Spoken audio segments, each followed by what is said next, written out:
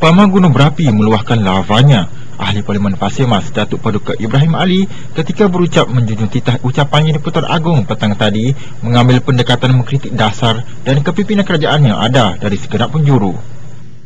Antara isu menarik yang disentuh Ibrahim ketika sesi Dewan Rakyat petang tadi ialah berkenaan kegagalan dasar yang sebelum ini mahu diperjuangkan kerajaan demi kepentingan rakyat.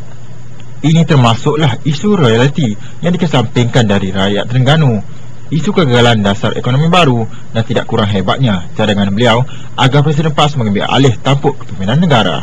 Oleh kerana masa tak panjang, saya nak bercakap style kungfu, iaitu saya tidak akan bagi laluan walaupun saya suka berdebat sebab masa tidak ada.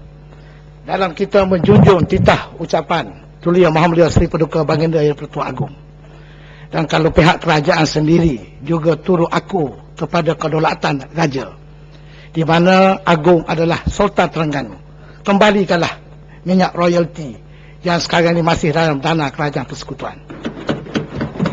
Janganlah duit ini dikekalkan dalam dana dan dimanfaatkan oleh orang-orang tertentu seperti yang bernama Patrick Ling ataupun anak Perdana Menteri sendiri. Ini semua orang tahu. Dan inilah punca krisis pelantikan Menteri Besar di Terengganu baru-baru ini. Dan ini satu perkara yang terbuka. Dan kalau ia diteruskan begini, nescaya Parti PAS akan mengambil alih kuasa kerajaan Terengganu dalam pilihan raya akan datang. Jika saya ada 100 perkara nanti betul. Saya cuba cepatkan mengenai dengan kerajaan sekarang. Kerajaan sekarang ni, Tuan Sri Ketua, kita kena akui sudah berlaku krisis kepimpinan. Sudah berlaku krisis kepimpinan. Dalam akhbar, dalam TV, di mana yang melahirkan Perdana Menteri ialah UMNO. Dan dalam UMNO sendiri minta ditukar Perdana Menteri. Penggantinya, kalau ikut status quo, timbalan Perdana Menteri, iaitu Yang Amat Berhormat Datuk Seri Najib. Yang Berhormat Gua Musang pun ada isytihar untuk bersedia menjadi Perdana Menteri. Parti Keadilan juga menonjol Datuk Seri Anwar Ibrahim. Saya pula ini nak cadang, kalau boleh rakyat sokong, Yang Berhormat Datuk Seri Haji Hadiawan jadi Perdana Menteri. Mana dah tahu doa dan berkat orang-orang seperti Tok Guru yang bersih, yang dah lama berjuang, mana nak tahu doa mereka ni boleh dimakbulkan Allah SWT. Selain daripada kita buat kerja, doa Allah Ta'ala, doa dengan Allah Ta'ala juga kena ambil kira.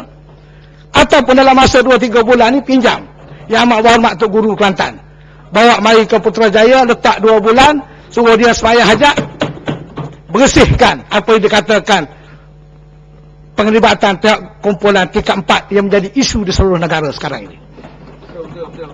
Itu cadangan saya yang ikhlas, proaktif. Saya bukan nak offended mana-mana pihak. Tapi apapun, krisis kepimpinan sudah berlaku, dan kalau nak ganti, carilah pengganti yang betul-betul bagus. Carilah kenderaan yang rakyat boleh tumpang. Carilah kenderaan yang pemimpin ada wisdom, ada keupayaan, ada integriti, ada kewibawaan. Inilah saya sudah bertua. Untuk laluan sikit. Tak bagi, saya tak ada masa. Saya nak fokus masalah dasar ekonomi baru ni. Banyak duduk kritikaikan dan jadi bahan politik untuk mendapat sokongan undi. Yang saya nak fokus ialah matlamat yang digubah dalam dasar ekonomi baru dulu, iaitu 30% untuk Bumi Putra. Ini yang pentingnya. Soal apa jadi berdasar ekonomi baru itu persetan kan. Selagi matlamat ini tidak tercapai, selagi itu perpaduan kaum tidak akan wujud dengan kekal. Saya orang Melayu, Tuan Ketua, baru ini persidangan GABIM, Gabungan Ekonomi Melayu. Sebelum ini 2 minggu lepas berlaku mesyuarat Badan Bertindak Melayu. Kemudian 2 hari lepas Kongres Pemufakatan Orang-orang Melayu. Jelas saya nak baca angka, Tuan Sri Ketua, apa yang jadi sekarang. Selepas tahun 90, ini dah tahun 2000 berapa dah? 2008, dah lepas tahun 18 tahun selepas dasar ekonomi baru. Ini kedudukan ni. Semua dengar, termasuk kaum-kaum Melayu. Dari segi pemilikan equity, Melayu 18.9%, bukan Melayu 40.6%, asing 40.5%, pemilikan syarikat Melayu 20.3%, bukan Melayu 75.7%, asing 4%, pemilikan bangunan komersial 11.7%, bukan Melayu 84.3%, di Berjaya Times Square berapa ribu lot ada, satu pun tak ada untuk orang Melayu. Ini isunya. Soal apa yang jadi dengan dasar ekonomi baru, orang tu pulau, orang tu kau, semua dah dapat manfaat. yang dalam kerajaan, yang di luar kerajaan sekarang pun, dulu pun dengan anak-beranak kroni pun, semua sekali. Cakap banyak. Hindrah. Surat Hindrah tersebut. Ini masalah besar yang menjadi isu yang menggugat keamanan negara. Saya nak quote dengan izin. 100 over Indians were slashed and killed by the UMNO controlled Malaysian government in Kampung Medan Mini genocide. Kemudian disebut pula, every week one person at average is killed in a shot to kill policy, and every 2 weeks one person is killed in the police custody. 60% victim adalah orang-orang India. Kemudian disebut sini, in every 3 weeks satu temple Hindu dibuang. Ditolak, dibuang. Saya nak tanya, betul atau tidak ini? Kerajaan jangan sembunyi lagi isu ini. Saya nak mencadangkan, kerajaan mesti keluar kertas putih. Hanya cara kertas putih boleh menjawab segala tomahan ini. Tanpa kertas putih, ia akan menghantui rakyat Malaysia. Mengenai dengan usaha nak menangani rasuah. Saya nak tanya kerajaan, kenapa sampai sekarang belum lagi kerajaan rectify United Nations Convention Against Corruption? Sudah terdapat 107 negara yang sudah rectify United Nations punya convention. Sampai hari ini tak sign lagi. Apa pasal? Bercakap nak basmikan rasuah. In short, Rasul betul. Saya nak tanya kerajaan, kalau betul nak menangani rasuah, simple saja. Waktu nak tubuh Suruhanjaya Diraja menangani rasuah, make sure that dia benar-benar ada separation of power.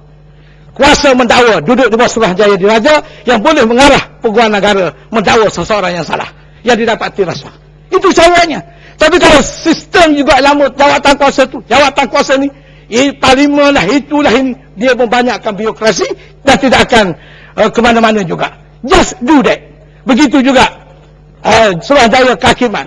Dah nak bagi Suruhanjaya lantik cabang hakim-hakim. Bagi dia buat cadangan.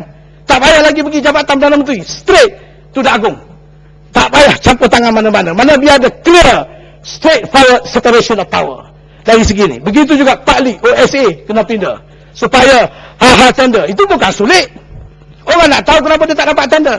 So this document mesti dijadikan public document. Dikecuali perkara-perkara rahsia yang membabitkan keselamatan negara, maka itu rahsia. Tak boleh bocor. Ada bocor pada orang-orang politik nanti tak cari keuntungan, dia guna. Negara kita hancur. Rakyat kita susah. Jadi, akhir kata saya nak ingatkan juga kawasan saya Pasir Mas. Saya minta Menteri Luar Bandar supaya melawat Pasir Mas. Semua jalan-jalan letak-letak tu saya nak tengok supaya dibaiki dengan segera. Saya bagi tempoh sampai hujung tahun ni, belanjawan nanti. Ini arahan. Saya nak tengok Menteri Pembangunan Wanita, orang cacat, orang miskin, ibu tunggal di Pasir Mas, banyak lagi tak dapat bantuan. RM80, RM70 nak tangga darah apa? Biar aku akan boleh balas saya rumah. Semua nama-nama ini nak saya boleh bagi. Kalau tidak saya akan bulan Disember ni bergagal lagi. Ini arahan ni.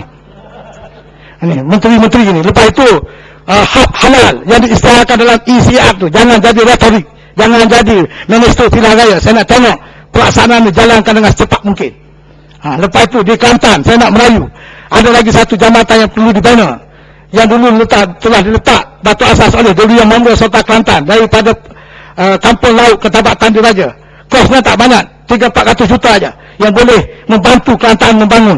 Belanja bunga api pun 2-3 minit berjuta. Ini saya nak begitu juga di Sabah. Semalam saya dengar wakil Sabah Kimanis, apa ni daripada Kimal Tebangan, semua bercakap masalah. Kita semua sokong tanpa mengira kaum, tapi kita orang Melayu lemah. Sebila orang Melayu lemah lagi, ibu apa masalah pun, please jangan pijak kepala.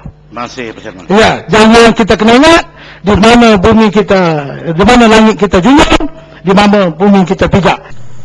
Sidang Parlimen hari ini ditangguhkan setelah berakhirnya ucapan menjunjung titah ucapannya Yang di-Pertuan Agong oleh Ahli Parlimen Rasah Lok Siu Fuk jam 5.30 petang tadi.